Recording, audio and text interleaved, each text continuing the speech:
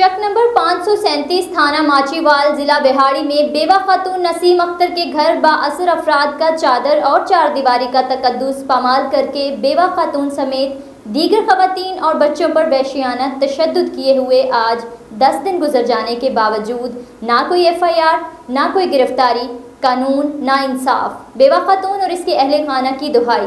मजीद तफसीलात सरदार ताहिर महमूद की इस रिपोर्ट में।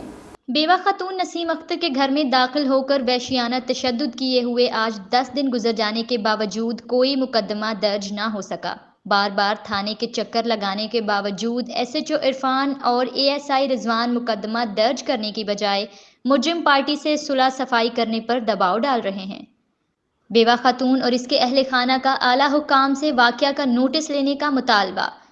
पुलिस का जाए वकूआ पर पहुंचकर अगवाशुदा नौजवान को बाजियाब करवाने के बावजूद मुकदमा दर्ज करने से इनकार। जख्मी औरतों और बच्चों के मेडिकल होने के बावजूद भी आज तक कोई कार्रवाई अमल में ना लाई गई। मजीद इस बेवा खातून और इसके अहले खाना का क्या कहना है, इस वीडियो में देखते हैं।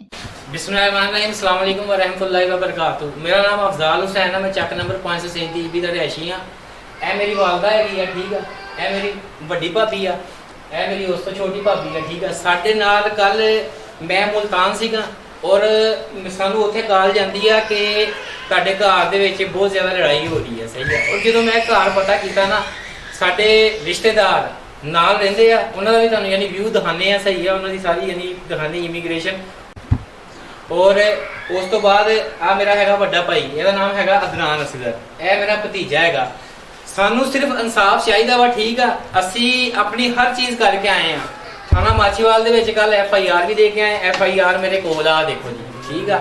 ਮੈਡੀਕਲ ਅਸੀਂ ਕਰਵਾ ਕੇ ਆਏ ਆ। ਅਸੀਂ ਗਲਤ ਆ ਤਾਂ ਸਾਨੂੰ ਕਾਨੂੰਨੀ ਤਰੀਕੇ ਨਾਲ ਸਜ਼ਾ ਦਿੱਤੀ ਜਾਵੇ। ਅਗਰ ਇਹਨਾਂ ਦਾ ਕੋਈ ਕਸੂਰ ਆ ਜਾਂ ਕੋਈ ਵੀ ਗੱਲਬਾਤ ਆ, ਸਹੀ ਆ। ਕੱਲ ਇਹਨਾਂ ਨੂੰ ਇੱਥੋਂ ਇਸ ਮੁੰਡੇ ਨੂੰ ਜ਼ਬਰਦਸਤੀ ਘਸੀਟ ਕੇ, ਤੁਹਾਨੂੰ ਸਾਰਾ ਵਿਊ ਦਿਖਾਣੇ ਆ, ਤੁਹਾਨੂੰ ਸਾਰਾ ਉੱਥੇ ਆ ਦੇਖੋ ਸਾਰਾ ਖੂਨ ਲੱਗਾ ਹੋਇਆ ਵਾ, ਤੁਹਾਨੂੰ ਸਾਰਾ ਵਿਊ ਦਿਖਾਣੇ। ਇਸ ਮੁੰਡੇ ਨੂੰ ਜ਼ਬਰਦਸਤੀ ਆਪਣੇ ਘਰ ਜਾ ਕੇ ਪੁੱਠਾ ਟੰਗੀ ਰੱਖਿਆ ਉਹਨਾਂ ਨੇ। 3 ਘੰਟੇ ਤਕਰੀਬਨ ਇਹਦੇ ਤਸ਼ੱਦਦ ਕਰਦੇ ਰਹੇ। ਇਹ ਦੇਖੋ ਤੁਸੀਂ, ਇਹ ਕੱਲ ਕੀ ਨੂੰ ਕਹਿੰਦੇ, ਇਹ ਦੇਖੋ ਖੂਨ ਦੇਖੋ, ਇੱਥੋਂ ਮੇਰੀ ਵਾਲਦਾ ਨੂੰ ਘਸੀਟ ਦੇ ਲੈ ਕੇ ਗਏ ਆ। ਇਹ ਖੂਨ ਦੇਖੋ, ਇਹ ਖੂਨ ਮੇਰੀ ਵਾਲਦਾ ਦਾ ਔਰ ਮੇਰੀ ਵਾਲਦਾ ਔਰ ਮੇਰੇ ਭਤੀਜੇ ਦਾ ਖੂਨ ਆ। ਸਾਰਾ ਦੇਖੋ, ਦਿਖਾਇਆ ਸਾਰਾ ਪੁਲਿਸ ਨੂੰ ਅਸੀਂ ਮੌਕਾ ਦਿਖਾਇਆ। ਹਰ ਸਾਈਡ ਆ ਘਰ ਦੀ, ਤੁਸੀਂ ਇਹ ਚੈੱਕ ਕਰੋ। ਇਹ ਸਾਡਾ ਘਰ ਆ ਜੀ।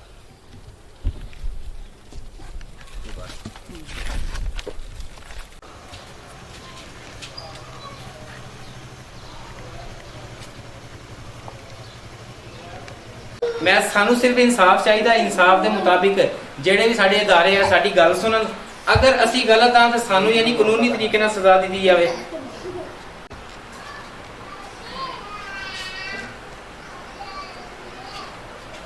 ਸਾਡੀ ਵਾਲਦਾ ਨੇ ਸਾਨੂੰ ਅੰਦਰ ਕੁੰਡੀ ਲਾ ਕੇ ਬੰਦ ਕਰ ਦਿੱਤਾ ਔਰ ਉਹਨਾਂ ਨੇ ਆਂਦਿਆਂ ਹੀ ਮੇਰੀ ਬੇਗਮ ਦਾ ਸਿਰ ਪਾੜਿਆ, ਠੀਕ ਹੈ। ਸਭ ਤੋਂ ਪਹਿਲਾਂ ਫਿਰ ਮੇਰੀ ਭਰਜਾਈ ਨੂੰ ਉਹਨਾਂ ਨੇ ਕੁੱਟਿਆ, ਫਿਰ ਮੇਰੀ ਵਾਲਦਾ ਘਸੀੜਦੇ ਲੈ ਗਏ, ਠੀਕ ਹੈ। ਪਿਸਟਲ ਉਹਨਾਂ ਦੇ ਕੋਲ ਸੀ, ਠੀਕ ਆ, ਹਥਿਆਰ ਉਹਨਾਂ ਦੇ ਕੋਲ ਸੀ। ਦਹਿਸ਼ਤਗਰਦੀ ਆ ਪੂਰੀ। ਜਿਹੜੇ ਬਾਹਰ ਬੰਦੇ ਆਏ ਕਾਤਲਾਂ ਨਾਲ ਦਹਿਸ਼ਤਗਰਦੀ ਆ, ਬਾਹਰੋਂ ਬੰਦੇ ਮੰਗਾ ਕੇ ਜਿਹੜੇ ਉਹਨਾਂ ਨੇ ਕੀਤੇ ਆ ਨਾ, ਇਹ ਚੰਗੀ ਗੱਲ ਨਹੀਂ ਹੈਗੀ। ਇਹ ਦਹਿਸ਼ਤਗਰਦੀ ਹੈ ਨਿਰੀ।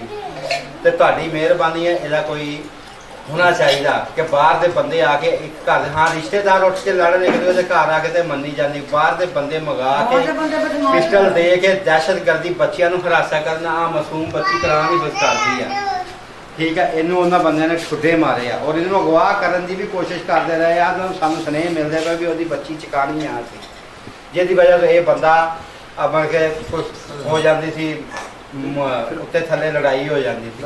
ਔਰ 2 ਮਹੀਨੇ ਪਹਿਲੋਂ ਵੀ ਇਹਨਾਂ ਨੇ 2 ਮਹੀਨੇ ਪਹਿਲੋਂ ਵੀ ਰਲ ਕੇ 25 ਬੰਦਿਆਂ ਨੇ ਇਹਨੂੰ ਕੁੱਟਿਆ, ਜੇਲ੍ਹ ਦੇਤਾ, ਨਜਾਇਜ਼ ਪਰਚਾ ਕਰਵਾਇਆ। ਸਾਡੀ ਕਿਸੇ ਬੰਦੇ ਨੇ ਗੱਲ ਨਹੀਂ ਸੁਣੀ।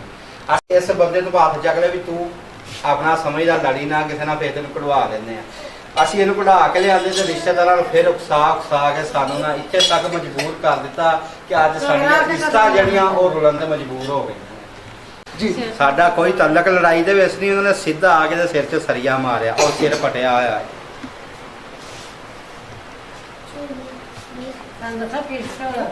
ਉਹਨਾਂ ਕੋਲ ਸਰੀਏ ਤੀਨਾ, ਉਹਨਾਂ ਕੋਲ ਇੰਨੀਆਂ ਸੀ ਕੁਆੜੀਆਂ। ਬੱਚਾ ਦੇ ਸਿਰ ਤੇ ਖਾਦਰਾਂ ਨੇ ਹਮਲਾ ਕੀਤਾ, ਬੱਚਾ ਦਾ ਬਚਾ ਗਿਆ।